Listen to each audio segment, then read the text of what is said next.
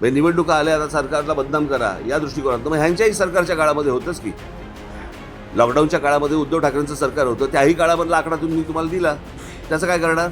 आणि मला फक्त एवढंच म्हणायचं आहे की जे इतके दिवस दाखवले जात नव्हते हे आता एक बदलापूरचं प्रकरण आलं अत्यंत दुर्दैवी या ठेचलेच पाहिजे लोकांना.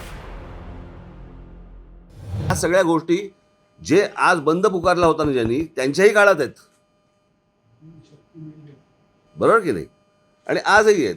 माझं फक्त एवढंच म्हणणं आहे आत्ता जे रोजच्या रोज वर्तमानपत्रामध्ये सुरू आहे आज इथे झाला आज इथे झाला आज इथे झाला काही राजकारण आहे का त्याच्या मागे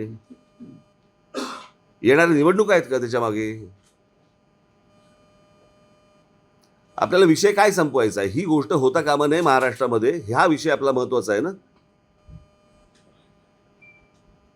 म्हणजे निवडणुका आल्या आता सरकारला बदनाम करा या दृष्टिकोनात मग ह्यांच्याही सरकारच्या काळामध्ये होतंच की लॉकडाऊनच्या काळामध्ये उद्धव ठाकरेंचं सरकार होतं त्याही काळामधला आकडा तुम्ही तुम्हाला दिला त्याचं काय करणार. अर्थात ते आताच बंद असल्यामुळे त्यांनी बाहेर बंद टाकला नाही. आता भारत बंद करणार होते ना आज आज हा महाराष्ट्र बंद केलं होतं तर त्यांनी ज्यांनी हाक दिली ना त्यांच्यासाठी पण आहे आणि आता ज्यांच्यासाठी पण आहे. हे कधी लागलं आपल्याकडे लॉकडाऊन मार्च 2020 मध्ये 4846 बलात्कार आहेत.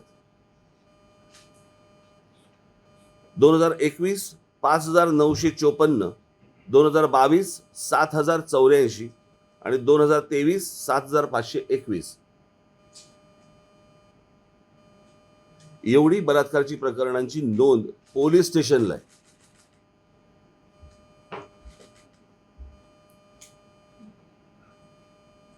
एक खालची आकडेवारी तुम्हाला पाहिजे असेल मी तुम्हाला देतो मी सगळ्यांना तुम्ही त्या पुढे. महाराष्ट्रातल्या या आकडेवारीनुसार इथे दर तासाला एक गंभीर गुन्हा नोंदवला जातो. अर्थात हे झाले केवळ नोंद झालेले गुन्हे नोंद न करता आलेले गुन्हे यापेक्षा खूप जास्त असतील. आणि मला फक्त एवढंच म्हणायचं आहे की जे इतके दिवस दाखवले जात नव्हते हे आता एक बदलापूरचं प्रकरण आलं अत्यंत दुर्दैवी या ठेचलेच पाहिजे लोकांना. आणि ह्याचं कारण आपल्याकडे अजून कठोर शासन किंवा कठोर कायदा या बाबतीत होत नाही म्हणून. मग आता साधी गोष्ट आपण बघूया त्या कोण ते दिल्लीत प्रकरण झालं होते निर्भया प्रकरण. त्या निर्भया प्रकरणामध्ये त्या लोकांना कोण कळले कशा प्रकारचा बलात्कार झाला हेही कळलं किती निघृण प्रकारे झाला. त्याला फाशी कधी झाली किती वर्षांनी झाली. आता एवढा जर समजा एका केसला जर डिले होत असेल ह्यांचं काय करायचं मला जरा सांगा.